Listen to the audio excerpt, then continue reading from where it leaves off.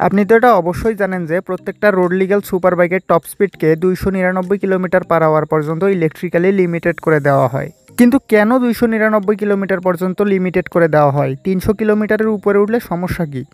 এই কাহিনী শুরু হয় 1996 সালে, যখন হন্ডা তাদের legendary bike Honda CBR 1100 super ব্ল্যাকবার্ডকে লঞ্চ করে।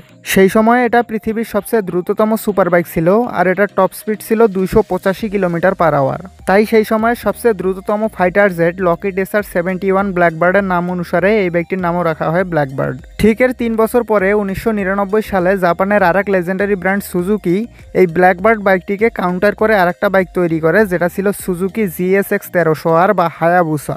এমনকি এই বাইকটির নাম রাখা হয় হোন্ডা ব্ল্যাকবার্ডকে ক্রিটিসাইজ করে, কারণ জাপানে পৃথিবীর সবচেয়ে দ্রুততম পাখি প্যারাগ্রিন ফ্যালকনকে হায়াবুসা নামে ডাকা হয়, আর সেই পাখি আবার ব্ল্যাকবার্ড খায়।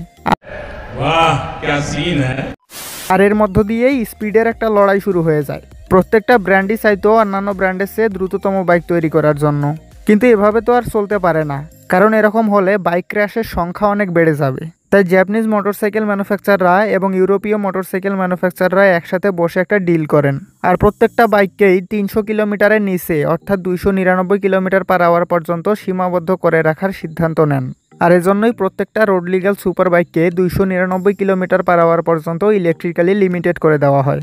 এরকমই বাইক রিলেটেড ভিডিও পাওয়ার জন্য সাবস্ক্রাইব করুন।